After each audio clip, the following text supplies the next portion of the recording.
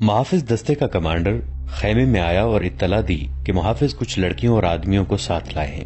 سلطان ایوبی باہر نکلے، ان کے 3 سالار بھی ساتھ تھے۔ باہر 5 آدمی کھڑے تھے جن کے لمبے چوغے دستاریں اور ڈیل ڈول بتا رہی تھی کہ تاجر ہیں اور سفر میں ہیں۔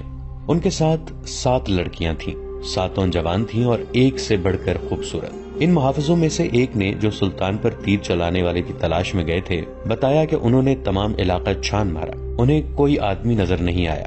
دور پیچھے گئے تو یہ لوگ 3 اونٹوں کے ساتھ ڈیرا ڈالے ہوئے تھے۔ کیا ان کی تلاشی لی ہے؟ ایک سالار نے پوچھا۔ لی ہے، محافظ نے جواب دیا۔ یہ کہتے ہیں کہ یہ تاجر ہیں، ان کا سارا سامان کھلوا کر دیکھا ہے، جامع تلاشی بھی لی ہے، ان کے پاس ان خنجروں کے سوا کوئی ہتھیار نہیں۔ اس نے 5 خنجر سلطان ایوبی کے قدموں میں رکھ دیے۔ ہم مراکش کے تاجر ہیں، ایک تاجر نے کہا، سکندریہ تک جائیں گے۔ 2 روز گزرے، ہمارا قیام یہیں سے 10 کوس پیچھے تھا۔ پرسوں شام یہ لڑکیاں ہمارے پاس آئیں، ان کے کپڑے بھیگے ہوئے تھے۔ انہوں نے بتایا کہ یہ سسلی کی رہنے والی ہیں۔ انہیں عیسائی فوج کا ایک کماندار گھروں سے پکڑ کر ساتھ لایا اور ایک بحری جہاز میں جا سوار کیا۔ ان کے ماں باپ غریب ہیں، یہ کہتے ہیں کہ بے شمار جہاز اور کشتیاں چل پڑی۔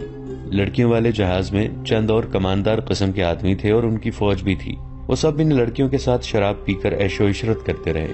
اس ساحل کے قریب آئے تو جہازوں پر آگ کے گولے گرنے لگے۔ تمام لوگ جہاز سے سمندر میں کودنے لگے۔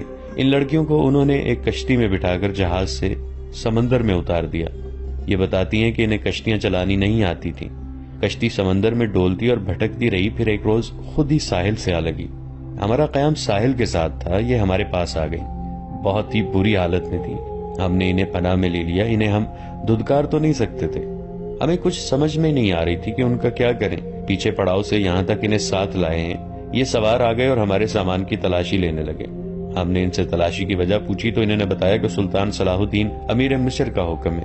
ہم نے ان کی منت سماجت کی کہ ہمیں اپنے سلطان کے حضور لے چلو، ہم عرض کریں گے کہ ان لڑکیوں کو اپنی پناہ میں لے لیں، ہم سفر میں ہیں، انہیں کہاں کہاں لیے پھریں گے۔ لڑکیوں سے پوچھا تو وہ سسلی کی زبان بول رہی تھیں، وہ ڈری ڈری سی لگتی تھیں۔ ان میں سے 2-3 اکٹھی ہی بولنے لگیں۔ صلاح الدین ایوبی نے تاجروں سے پوچھا کہ ان کی زبان کون سمجھتا ہے۔ ایک نے بتایا کہ صرف میں سمجھتا ہوں۔ یہ التجا کر رہی ہیں کہ سلطان انہیں پناہ میں لے لے۔ کہتی ہیں کہ ہم تاجروں کے قافلے کے ساتھ نہیں جائیں گی، کہیں ایسا نہ ہو کہ راستے میں ڈاکو ہمیں اٹھا کر لے جائیں۔ ادھر جنگ بھی ہو رہی ہے، ہر طرف عیسائیوں اور مسلمانوں کے سپاہی بھاگتے دوڑتے پھر رہے ہیں۔ ہمیں سپاہیوں سے بہت ڈر آتا ہے۔ ہمیں جب گھروں سے اٹھایا گیا تھا تو ہم سب کنواری تھیں۔ ان فوجیوں نے بحری جہاز میں ہمیں طوائفیں بنا رکھا ہے۔ ایک لڑکی نے کچھ کہا تو اس کی زبان جاننے والے تاجر نے سلطان ایوبی سے کہا، یہ کہتی ہے کہ ہمیں مسلمانوں کے بادشاہ تک پہنچا دو، ہو سکتا ہے اس کے دل میں رحم آ جائے۔ ایک اور لڑکی بول پڑی، اس کی آواز رندھائی ہوئی تھی۔ تاجر نے کہا، یہ کہتی ہے کہ ہمیں عیسائی سپاہیوں کے حوالے نہ کیا جائے، میں مسلمان ہو جاؤں گی بشرطے کہ کوئی اچھی حیثیت والا مسلمان میرے ساتھ شادی کر لے۔ 2-3 لڑکیاں پیچھے کھڑی منہ چھپانے کی کوشش کر رہی تھیں، ان کے چہروں پر گھبراہٹ تھی، بات کرتے شرماتی یا ڈرتی تھی۔ صلاح الدین ایوبی نے تاجر سے کہا، انہیں کہو کہ یہ عیسائیوں کے پاس نہیں جانا چاہتی، ہم انہیں اسلام قبول کرنے پر مجبور نہیں کر سکتے۔ یہ لڑکی جو کہہ رہی ہے کہ مسلمان ہو جائے گی بشرطے کہ کوئی مسلمان اس کے ساتھ شادی کر لے، اسے کہو کہ میں اس کی پیشکش قبول نہیں کر سکتا، کیونکہ یہ خوف اور مجبوری کے عالم میں اسلام قبول کرنا چاہتی ہے۔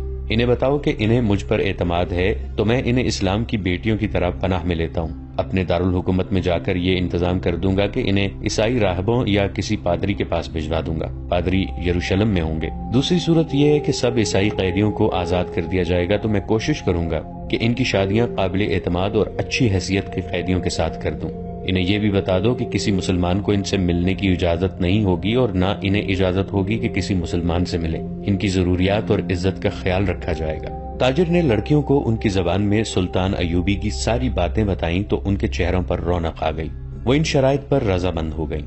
تاجر شکریہ ادا کر کے چلے گئے۔ صلاح الدین ایوبی نے لڑکیوں کے لیے الگ خیمے لگانے اور خیمے کے باہر ہر وقت ایک سنتری موجود رہنے کا حکم دیا۔ وہ خیمے کی جگہ بتانے ہی لگے تھے کہ 6 صلیبی قیدی سلطان ایوبی کے سامنے لائے گئے۔ وہ بہت ہی بری حالت میں تھے، ان کے کپڑے بھیگے ہوئے تھے، کپڑوں پر خون بھی تھا اور ریت بھی، ان کے چہرے لاشوں کی مانند تھے۔ ان کے متعلق بتایا گیا کہ 1.5-2 میل دور ساحل پر بے سدھ پڑے تھے، وہ ٹوٹی ہوئی کشتیوں پر تیر رہے تھے۔ ایک دن کشتی پانی بھر جانے سے ڈوب گئی، یہ سب تیر کر ساحل تک پہنچے۔ کشتی میں 22 آدمی سوار ہوئے تھے، صرف یہ 6 زندہ بچے، ان سے چلا نہیں جاتا تھا۔ یہ صلیبی لشکر کے سپاہی تھے، یہ سب دھڑام سے بیٹھ گئے۔ ان میں سے ایک چہرے مہرے سے لگتا تھا کہ معمولی سپاہی نہیں ہے. وہ کراہ رہا تھا. اس کے کپڑوں پر خون کا ایک دھبا بھی نہ تھا، مگر زخمیوں سے زیادہ تکلیف میں معلوم ہوتا تھا. اس نے 7 لڑکیوں کو غور سے دیکھا اور پھر کراہنے لگا. یہ سلطان ایوبی کا حکم تھا کہ ہر ایک قیدی اسے دکھایا جائے. چونکہ قیدی ابھی تک سمندر سے بچ کر نکل ہی رہے تھے، اس لیے ہر ایک قیدی سلطان ایوبی کے سامنے لایا جاتا تھا. سلطان نے ان قیدیوں کو بھی دیکھا، کسی سے کوئی بات نہ کی، البتہ اس قیدی کو جو سب سے زیادہ کراہ رہا تھا اور جس کے جسم پر کوئی زخم بھی نہ تھا. سلطان نے غور سے دیکھا اور آہستہ سے اپنے سالاروں سے کہا، علی بن سفیان ابھی تک نہیں آیا. ان تمام قیدیوں سے جو اب تک ہمارے پاس آ چکے ہیں بہت کچھ پوچھنا ہے، ان سے معلومات لینی ہے.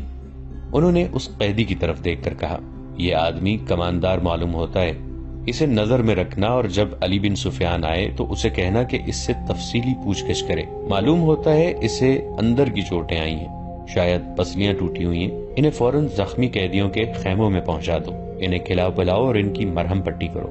قیدیوں کو اس طرف لے جایا گیا جہاں صرف زخمی قیدیوں کے خیمے تھے. لڑکیاں انہیں جاتا دیکھتی رہیں، پھر ان لڑکیوں کو بھی لے گئے. فوج کے خیموں سے تھوڑی دور لڑکیوں کے لیے خیمہ نصب کیا جا رہا تھا. وہاں سے کوئی 100 قدم اور زخمی قیدیوں کے خیمے تھے. وہاں بھی ایک خیمہ گاڑا جا رہا تھا اور 6 نئے زخمی قیدی زمین پر لیٹے ہوئے تھے. لڑکیاں ان کی طرف دیکھ رہی تھیں. دونوں خیمے کھڑے ہو گئے. لڑکیاں اپنے خیمے میں چلی گئیں اور زخمیوں کو ان کے اپنے خیمے میں لے گئے. ایک سنتری لڑکیوں کے خیمے کے باہر کھڑا ہو گیا. لڑکیوں کے لیے کھانا آ گیا جو انہوں نے کھا لیا. پھر ایک لڑکی خیمے سے نکل کر اس خیمے کی طرف دیکھنے لگی جس میں نئے 6 زخمی قیدیوں کو لے گئے تھے. اس کے چہرے پر اب گھبراہٹ اور خوف کا کوئی تاثر نہیں تھا. سنتری نے اسے دیکھا اور اس نے سنتری کو دیکھا. لڑکی نے مسکرا کر اشارہ کیا کہ وہ زخمیوں کے خیمے کی طرف جانا چاہتی ہے. سنتری نے سر ہلا کر اسے روک دیا. لڑکیوں کو خیمے سے دور جانے یا کسی سے ملنے کی اجازت نہیں تھی. لڑکیوں اور 6 زخمیوں کے خیمے کے درمیان بہت سے درخت تھے. بائیں طرف مٹی کا ایک ٹیلا تھا جس پر جھاڑیاں تھیں. سورج غروب ہو گیا. پھر رات تاریک ہونے لگی. کیمپ کے غل غپاڑے پر نیند غالب آنے لگی اور پھر زخمیوں کے کراہنے کی آوازیں رات کے سکوت میں کچھ زیادہ ہی صاف سنائی دینے لگی. دور پرے بحرہ روم کا شور دبی دبی مسلسل گونج کی طرح سنائی دے رہا تھا. صلاح الدین ایوبی کے اس جنگی کیمپ میں جاگنے والوں میں چند ایک سنتری تھے، یا وہ زخمی قیدی جنہیں زخم سونے نہیں دیتے تھے، یا صلاح الدین ایوبی کے خیمے کے اندر جہاں دن کا سامان تھا وہاں کسی کو نیند نہیں آئی تھی. سلطان ایوبی کے 3 سالار ان کے پاس بیٹھے تھے اور باہر محافظ دستہ بیدار تھا. سلطان ایوبی نے ایک بار پھر کہا، علی بن سفیان ابھی تک نہیں آیا. ان کے لہجے میں تشویش تھی. انہوں نے کہا، اس کا قاصد بھی نہیں آیا. اگر کوئی گڑبڑ ہوتی تو اطلاع آ چکی ہوتی. ایک سالار نے کہا، معلوم ہوتا ہے وہاں سب ٹھیک ہے، امید تو یہی رکھنی چاہیے. صلاح الدین ایوبی نے کہا، لیکن 50,000 کے لشکر نے بغاوت کر دی تو سنبھالنا مشکل ہو جائے گا. وہاں ہماری نفری 1,500 سوار اور 2,700 پیادہ ہے. ان کے مقابلے میں سوڈانی بہتر اور تجربہ کار عسکری ہیں اور تعداد میں بہت زیادہ. ناجی اور اس کے سازشی ٹولے کے خاتمے کے بعد بغاوت ممکن نظر نہیں آتی. ایک اور سالار نے کہا، قیادت کے بغیر سپاہی بغاوت نہیں کریں گے، پیش بندی ضروری ہے. صلاح الدین ایوبی نے کہا، لیکن علی آ جائے تو یہ پتا چلے کہ پیش بندی کس قسم کی جائے. صلیبیوں کو روکنے کے لیے تو سلطان ایوبی خود آئے تھے، لیکن دارالحکومت میں سوڈانی فوج کی بغاوت کا خطرہ تھا. علی بن سفیان کو سلطان ایوبی نے وہیں چھوڑ دیا تھا تاکہ وہ سوڈانی لشکر پر نظر رکھے اور بغاوت کو اپنے خصوصی فن سے دبانے کی کوشش کرے. اسے ابھی تک صلاح الدین ایوبی کے پاس آ کر وہاں کے احوال اور کوائف بتانے تھے، مگر وہ نہیں آیا تھا، جس سے سلطان ایوبی بے چین ہو رہے تھے. جب وہ اپنے سالاروں کے ساتھ قاہرہ کی صورتحال سے متعلق باتیں کر رہے تھے، ان کا تمام کیمپ گہری نیند سو چکا تھا، مگر وہ 7 لڑکیاں جاگ رہی تھیں جنہیں سلطان ایوبی نے پناہ میں لے لیا تھا. ایک بار سنتری نے خیمے کا پردہ اٹھا کر دیکھا، اندر دیا جل رہا تھا. پردہ ہٹتے ہی لڑکیاں خراٹے لینے لگی. سنتری نے دیکھا کہ وہ پوری ساتھ ہیں اور سو رہی ہیں تو اس نے پردہ گرا دیا اور خیمے کے ساتھ لگ کر بیٹھ گیا. خیمے کے پردے کے ساتھ جو لڑکی تھی اس نے نیچے سے پردہ ذرا اوپر اٹھایا. پردہ آہستہ سے چھوڑ کر اس نے ساتھ والی کے کان میں کہا، بیٹھ گیا ہے. ساتھ والی نے اگلی لڑکی کے کان میں کہا، بیٹھ گیا ہے. اور اسی طرح کانوں کانوں یہ اطلاع 7 لڑکیوں تک پہنچ گئی کہ سنتری بیٹھ گیا ہے. ایک لڑکی جو خیمے کے دوسرے دروازے کے ساتھ تھی آہستہ سے اٹھ بیٹھی اور بستر سے نکل گئی. بستر زمین پر بچھے تھے. اس نے اوپر لینے والے کمبل اس طرح بستر پر ڈال دیے جیسے نیچے لڑکی لیٹی ہوئی ہے. وہ پاؤں پر سرکتی خیمے کے دروازے تک گئی. پردہ ہٹایا اور باہر نکل گئی۔ باقی 6 لڑکیوں نے آہستہ آہستہ خراٹے لینے شروع کر دیے۔ سنتری کو معلوم تھا کہ یہ سمندر سے بچ کر نکلی ہوئی پناہ گزین لڑکیاں ہیں، کوئی خطرناک قیدی تو نہیں۔ وہ بیٹھ کر اونگتا رہا۔ لڑکی دبے پاؤں ایسے رخ پر ٹیلے کی طرف چلی گئی جس رخ سے اس کے اور سنتری کے درمیان خیمہ حائل رہا۔ ٹیلے کے پاس پہنچ کر اس نے خیمے کا رخ کر لیا جس میں 6 نئے قیدی رکھے گئے تھے۔ رات تاریک تھی، وہاں کچھ درخت تھے۔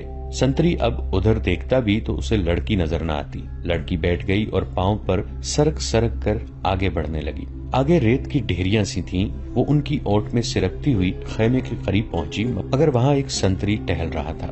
لڑکی ایک ڈھیری کے پاس لیٹ گئی۔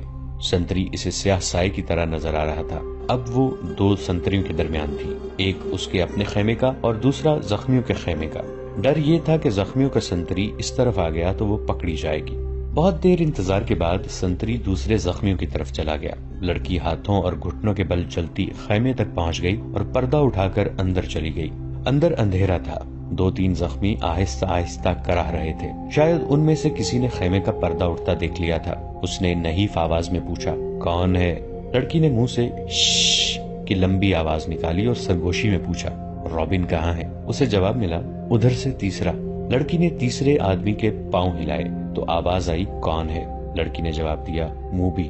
رابن اٹھ بیٹھا، ہاتھ لمبا کر کے لڑکی کو بازو سے پکڑا اور اسے اپنے بستر میں گھسیٹ لیا۔ اسے اپنے پاس بٹھایا اور کمبل ڈال دیا۔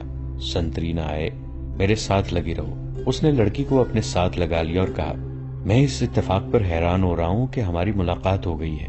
یہ ایک معجزہ ہے جس سے ظاہر ہوتا ہے کہ خدا یسوع مسیح کو ہماری کامیابی منظور ہے۔ ہم نے بہت بری شکست کھائی ہے لیکن یہ سب دھوکہ تھا۔ یہ وہی زخمی قیدی تھا جو دوسرے سے الگ تھلگ اور چہرے مہرے اور جسم جثے سے معمولی سپاہی نہیں بلکہ اعلیٰ رتبے کا لگتا تھا۔ صلاح الدین ایوبی نے بھی کہا تھا کہ یہ کوئی معمولی سپاہی نہیں، اس پر نظر رکھنا۔ علی بن سفیان اس سے تفتیش اور تحقیقات کرے گا۔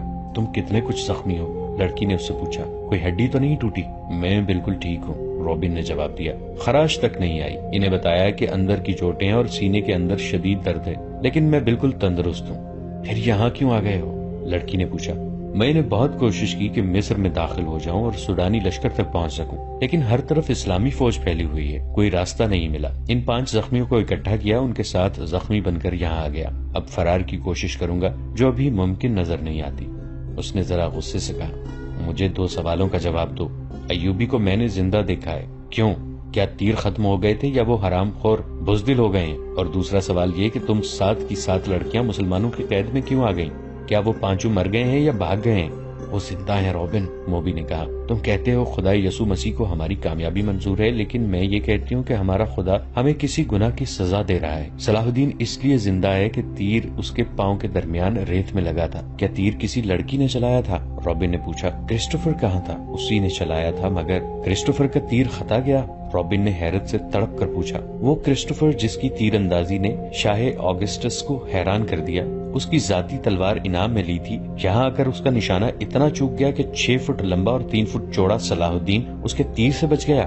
بدبخت کے ہاتھ ڈر سے کانپ گئے ہوں گے، فاصلہ زیادہ تھا، موبی نے کہا۔ اور کرسٹوفر کہتا تھا کہ تیر کمان سے نکلنے ہی لگا تھا کہ کھلی ہوئی آنکھ میں مچھر پڑ گیا، اسی حالت میں اس کا تیر نکل گیا۔